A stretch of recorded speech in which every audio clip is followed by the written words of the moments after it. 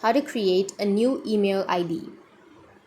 So if you want to create a new email ID, then first you just need simply make sure that you have an internet connection. After that, open up your Google or your Gmail. Go with your profile, which is on the top right. Now go with the drop down and tap on add another account. Verify if it's you or not that is trying to create an account. Now from here on the left side, you will have create account. Tap on it and you will have two options. So the first one is for personal use and the second one is for your work or your business. So you can select any option. I'll choose personal use and then go with your first and last name. Go with next. Now enter your month, day, year of your date of birth and then enter your gender and choose your Gmail address. Go with next. Create a strong password with a mix of letters, numbers and symbol. After that, go with next again and you might need to add a phone number or you can also skip that part, but create your password and after that go with next and your account will be created. That's how you can create your email ID, and if you have any questions, feel free to comment below.